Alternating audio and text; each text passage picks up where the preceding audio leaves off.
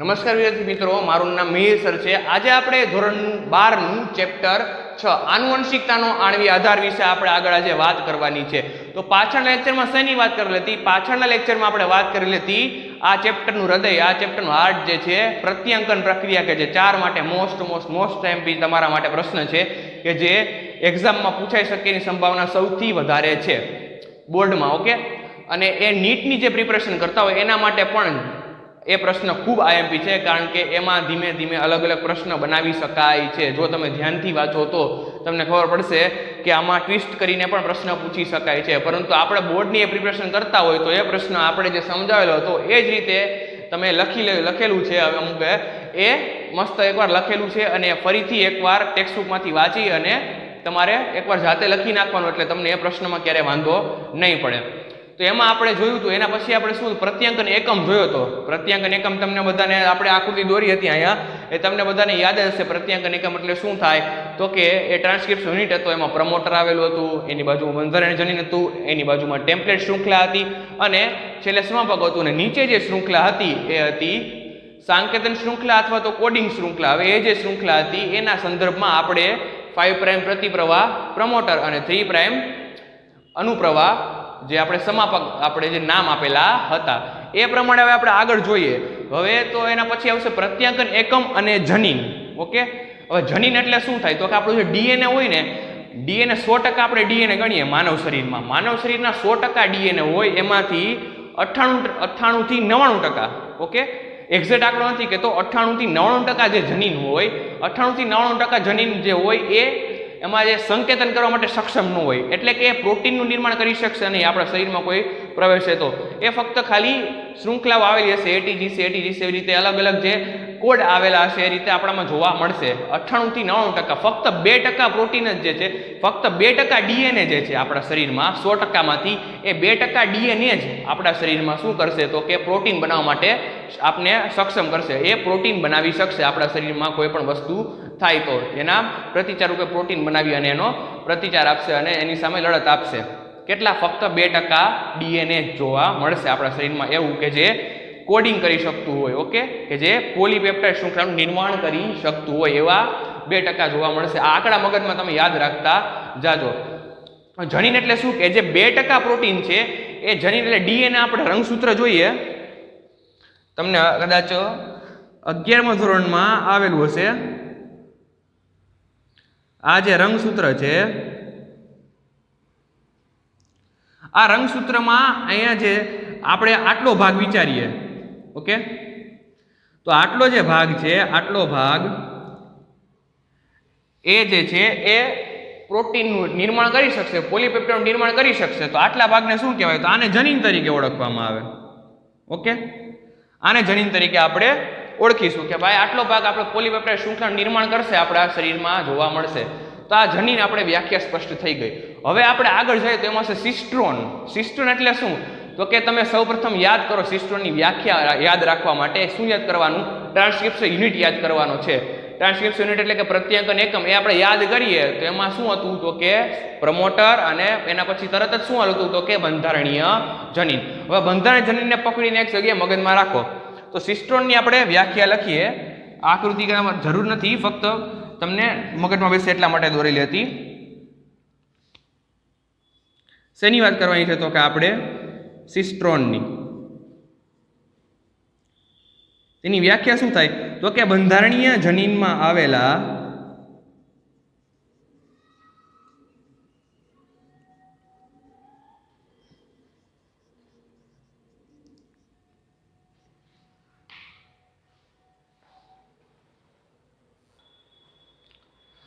બંધારણીય જનીનમાં આવેલા ડીએનએના એવા ખંડ એટલે આપણે જનીન જે વાત કરી એવા ખંડ કે જે પોલીપેપ્ટાઇડનું નિર્માણ કરી શકે। પોલીપેપ્ટાઇડ એટલે પ્રોટીન જ થાય, ઓકે, પોલીપેપ્ટાઇડનું નિર્માણ કરી શકે તેને સિસ્ટ્રોન તરીકે ઓળખવામાં આવશે। હવે આ જે પોલીપેપ્ટાઇડ નિર્માણ કરી શકે, ઓકે, હવે આપણું જનીન હોય સામાન્ય રીતે આપણે જે ડીએનએ આવેલું હશે એ સામાન્ય રીતે ટીઆરએનએ પણ બનાવી શકીએ, આરઆરએનએ પણ બનાવી શકીએ અને મેસેન્જર આરએનએ પણ બનાવતું હોય. એ અલગ અલગ કાર્ય કરવા માટે સક્ષમ હોય. મેસેન્જર આરએનએ સંદેશાવાહક તરીકે વર્તશે, ઓકે, જે પ્રત્યાંકન પ્રક્રિયાથી આપણે થાય. પછી આરઆરએનએ રિબોસોમલ આરએનએ હશે એ આપણે ભાષાંતરની પ્રક્રિયામાં ખૂબ જ મહત્વનો રોલ ભજવે. પછી ટીઆરએનએ છે એ ટીઆરએનએ આપણે જો બનાવવું હોય, શું પ્રોટીન બનાવવું હોય ને ત્યારે પ્રોટીનમાં શું આવેલું હોય? પ્રોટીનમાં એમિનો એસિડ આવેલું હશે. પોલીપેપ્ટાઇડ શૃંખલા જે આપણે વાત કરીએ તો પોલીપેપ્ટાઇડ શૃંખલા છે. ટીઆરએનએ શું કરશે? ટીઆરએનએ એ એમિનો એસિડ લાવશે, ઓકે, ટીઆરએનએ એમિનો એસિડ લાવવાનું કાર્ય કરશે. આ જે છે એ અલગ અલગ એના કાર્ય તમને જણાવેલા છે, એમઆરએનએ, આરઆરએનએ, ટીઆરએનએ. ટીઆરએનએ હંમેશા એમિનો એસિડ લાવશે અને જે છેલ્લી પ્રક્રિયા છે ભાષાંતરની પ્રક્રિયા એ આગળ વધારશે અનુકૂલનકારક અણુ તરીકે. આપણે આગળ ભણવાનું છે, પરંતુ અત્યારે કેટલું યાદ રાખવાનું કે બંધારણીય જનીનમાં આવેલા ડીએનએ નો એવો ખંડ કે જે પોલીપેપ્ટાઇડ, તમે યાદ રાખો પ્રોટીન પણ લખવાનું શું? પોલીપેપ્ટાઇડ. પોલીપેપ્ટાઇડનું નિર્માણ કરી શકે તેને સિસ્ટ્રોન તરીકે ઓળખવામાં આવશે. આટલું મગજમાં રાખો. તો હવે આપણે એમ કહી શકાય કે જનીન એ છે આપણો ક્રિયાત્મક એકમ કહી શકાય. કઈ રીતે? આપણે વનસ્પતિનું ઉદાહરણ લીધું હતું. વનસ્પતિના ઉદાહરણમાં આપણે રોગકારક નાખ્યો હતો, કે કયો રોગકારક નાખ્યો હતો? ટ્યુમરનો રોગકારક નાખ્યો હતો. ટ્યુમરનો રોગકારક નાખ્યો તો એના કોષમાં શું થાય? એનામાં ટ્યુમર પેરાતા જાય, ગાંઠો પેરાતી જાય, ઓકે. મગજમાં એક જગ્યાએ તમે ઇમેજિનેશન કરતા જાઓ કે એમાં ગાંઠો પેરાતી જાય. હવે ગાંઠો પેરાતી જાય તો આપણે ક્રિયા કંઈક કરવી પડશે. તો જનીનો શું કરશે? તો કે જનીનો પ્રત્યાંકન કરશે, ભાષાંતર કરશે, પ્રોટીન બનાવશે. એ પ્રોટીન રોગકારકોને મારશે. તો શું થયું છેલ્લે? તો આના ઉપરથી એટલું સ્પષ્ટ થાય કે જનીનો જે છે આપણા શરીરમાં ક્રિયાત્મક એકમ છે.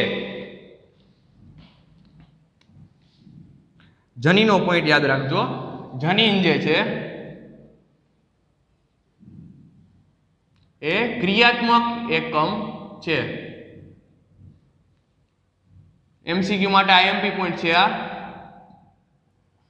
જનીનને ક્રિયાત્મક એકમ તરીકે ઓળખવામાં આવશે આપણા શરીરનું. કઈ રીતે તમને આગળ જણાવેલું છે. હવે આમાં બે પ્રકાર જોવા મળશે સિસ્ટ્રોનના, મોનોસિસ્ટોનિક અને પોલિસિસ્ટોનિક. તો મોનોસિસ્ટોનિક રચના કોનામાં જોવા મળશે? તો જે મોનોસિસ્ટોનિક રચનાની આપણે વાત કરીએ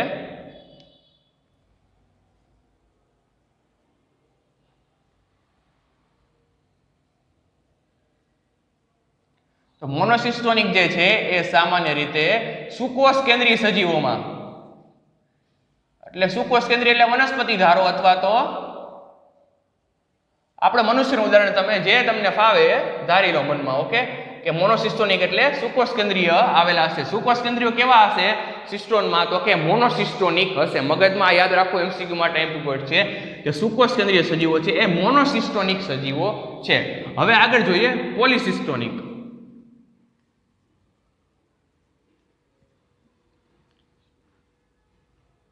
તો પોલિસિસ્ટોનિક સજીવો છે તો આ સુકોષ કેન્દ્રીય હોય તો આ કેવા હશે? તો કે એ હશે આદિકોષ કેન્દ્રીય સજીવો, કે જેનામાં કોષ કેન્દ્ર જે છે એ સ્પષ્ટ જોવા નહીં મળતું હોય. એ જે છે એ પોલિસિસ્ટોનિક રચના ધરાવતા હશે. આ મગજમાં બેસાડી લ્યો. આઈએમપી પોઈન્ટ છે એમસીક્યુ માટે 100% બોર્ડમાં પૂછાઈ શકે એવો પોઈન્ટ છે, ઓકે. આદિકોષ કેન્દ્રીય જે છે સામાન્ય રીતે પોલિસિસ્ટોનિક તરીકે ઓળખવામાં આવશે અને સુકોષ કેન્દ્રીય સજીવો છે એ મોનોસિસ્ટોનિક તરીકે ઓળખવામાં આવશે. હવે મેં આગળ તમને કીધું એમ કે આપણા શરીરમાં જે છે 100% ડીએનએ માંથી ફક્ત 2% ડીએનએ પ્રોટીન બનાવવા માટે સક્ષમ હોય. 2% ડીએનએ કોડિંગ કરતું, એટલે કે જે ડીકોડિંગ કરી અને આપણું પ્રોટીન બનાવી શકતું હોય, વાંચી શકાતું હોય એવું ડીએનએ જે છે. તો હવે આપણે જોઈએ તો વચ્ચે ક્યાંક આવતું તો હશે. અમુક વાંચી શકાય એવું હોય, અમુક ન વાંચી શકાય એવું હોય, અમુક વાંચી શકાય એવું, અમુક ન વાંચી શકાય એવું હોય, એવું જોવા મળશે. એવી રચના શેમાં જોવા મળે? તો કે એવી રચના જોવા મળશે મોનોસિસ્ટોનિકમાં, સુકોષ કેન્દ્રીય સજીવોમાં. મોનોસિસ્ટોનિક શું કામ? કે એક સાથે એક જ સાથે એક જ પ્રોટીનનું નિર્માણ કરી શકતું હશે. બીજું એ જ વસ્તુ જે છે એ બીજા કોઈ પ્રોટીનનું નિર્માણ નહીં કરે. પરંતુ આદિકોષ કેન્દ્રીયમાં કેવું હોય? તો આદિકોષ કેન્દ્રીયની આપણે આગળ વાત કરશું ને, તો આદિકોષ કેન્દ્રીયમાં ભાષાંતરણની પ્રક્રિયા અને પ્રત્યાંકરણની પ્રક્રિયા બંને સાથે જોવા મળતી હોય, કારણ કે એ બહુ જટિલ રચના નથી, ઓકે. એનું જે છે આગળ આપણે જોઈએ, પણ આ તમે પોઈન્ટ યાદ રાખજો કે એક સાથે એક જ પ્રોટીન નિર્માણ કરતું હોય એક વસ્તુ છે, બીજું પ્રોટીન નિર્માણ નહીં કરે, સ્પેસિફિક હોય છે. કોણ? મોનોસિસ્ટોનિકમાં, સુકોષ કેન્દ્રીય સજીવો, મનુષ્યમાં અને વનસ્પતિમાં. તો કે હવે એમાં તમે ટેક્સ્ટમાં લખેલું છે કે સુકોસ્કંદરીય સજીવો છે જે મોનોસિસ્ટોનિક રચના ધરાવે અને વિક્ષેપિત શૃંખલા ધરાવતા હોય. વિક્ષેપિત શૃંખલા એટલે કેવી? તો એકદમ સ્પષ્ટ અને ધ્યાન રાખજો, 100% સમજાઈ જશે.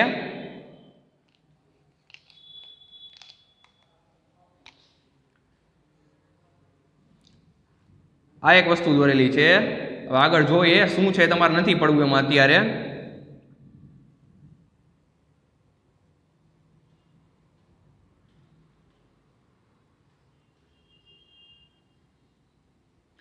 હવે જો પાછો પોઈન્ટ યાદ કરો, 98% ડીએનએ નકામું. નકામું એટલે અત્યારે પ્રોટીન નથી નિર્માણ કરતું એટલે, અને બીજું 2% ડીએનએ પ્રોટીન નિર્માણ કરશે. તો જે કોડ આવેલા હશે પ્રોટીન નિર્માણ કરવા માટેના, એ કોડ આવેલા હશે આ કે જે વાંચી શકાય, કે જે કોડિંગ કરી શકાય. તો એને શું કહેવાય? કે જે પ્રોટીન બનાવી શકે. આ જે છે એ આવું પ્રોટીન બનાવશે. ઓકે,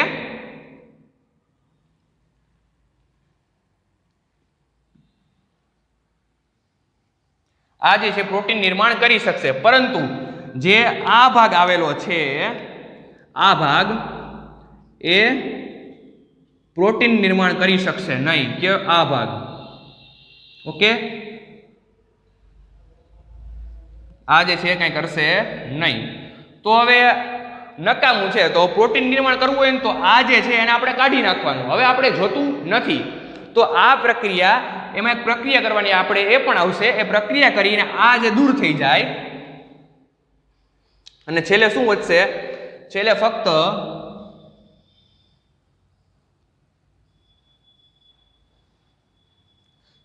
આવી રીતના તમને જોવા મળશે. તો આપણે વાત કરીએ અને નામ આપીએ તો આ જે છે કે જેને વાંચી શકાય, જેનાથી પ્રોટીન નિર્માણ થશે, ઓકે, તો એને શું કહેવાય? એને એક્ઝોન્સ તરીકે ઓળખવામાં આવે. MCQ માટે મોસ્ટ ઇમ્પોર્ટન્ટ ગણાવી શકું કે જે પ્રોટીન નિર્માણ કરી શકે છે. આ આકૃતિ યાદ રાખજો, એટલા પર તમને આવડી જશે કે જે પ્રોટીન નિર્માણ કરશે, ઓકે, એક્ઝોન્સ તરીકે ઓળખાશે. અને હવે આ જે શૃંખલા છે કે જે કંઈ કામ કરતી નથી, અત્યારે પ્રોટીન નિર્માણ કરતી નથી, તો એને શું કહેવાય? તો એને ઇન્ટ્રોન તરીકે ઓળખવામાં આવશે. ઇન્ટ્રોન્સ તરીકે ઓળખવામાં આવશે. આ પણ MCQ માટે MP પોઈન્ટ છે. હવે જે ઇન્ટ્રોન્સ હશે એ આગળ જઈ વિવિધ પ્રક્રિયા થઈ અને દૂર થઈ જશે. એ આપણે આગળ જોશું, પરંતુ અત્યારે તમે આટલું ધ્યાન રાખો. આ જે પ્રક્રિયા છે, ઇન્ટ્રોન દૂર થઈ જશે અને ફક્ત શું વધશે? ખાલી એક્ઝોન્સ જ વધશે. અને એક્ઝોન્સ જે છે આવી રીતે આ જે છે એ પ્રોટીન નિર્માણ કરી શકશે. ઓકે,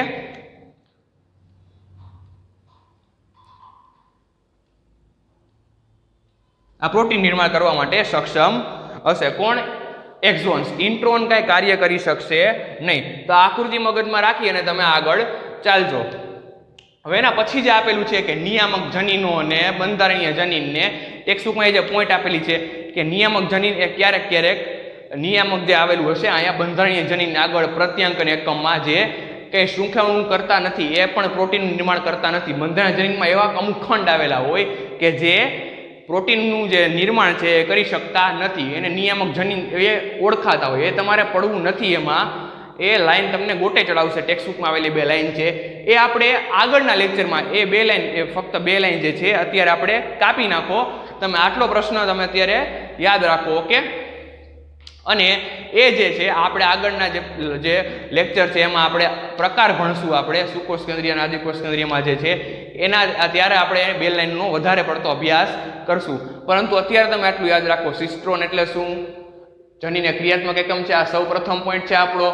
ઓકે, એના પછી સિસ્ટ્રોન, બંધારણીય જનીનમાં આવેલા ડીએનએના એવા ખંડ કે જે પોલીપેપ્ટાઇડ, તમે યાદ રાખો પ્રોટીન પર લખવાનું શું? પોલીપેપ્ટાઇડનું નિર્માણ કરશે. ત્યારબાદ આવે છે સુકોષ કેન્દ્રીય સજીવો જે મોનોસિસ્ટોનિક હોય છે. પછી આદિકોષ કેન્દ્રીય સજીવો, નિમ્ન કક્ષાના સજીવો જે પોલિસિસ્ટોનિક રચના ધરાવે છે. યાદ રાખજો, આડાવડું ન થઈ જાય. વરી કોકને એમ થાય કે સુકોષ કેન્દ્રીય પોલિસિસ્ટોનિક. ના, એવું નથી. બોક્સ કરી નાખું છું.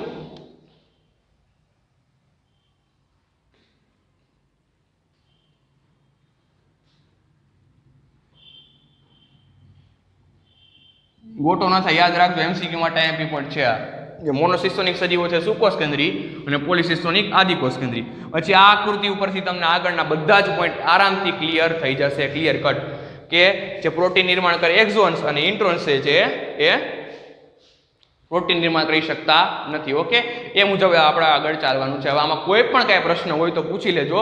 હવે આગળની જે આપણે પ્રકાર ભણવાના છે અને પ્રકાર પછી આપણે ડાયરેક્ટ અમુક વસ્તુ છે આઈએમપી એના વિશે આપણે વધારે ભાર દેશું. આ પણ 2 થી 3 માર્ક માટે આઈએમપી પોઈન્ટ છે ને એમસીક્યુ માટે મોસ્ટ આઈએમપી પોઈન્ટ ગણાવું છું. એકવાર રિફર કરી જાજો અને આટલું તમારી જે નોટ્સ તમે લખો છો બાયોલોજીની સાઈડમાં લખી નાખજો. Thank you.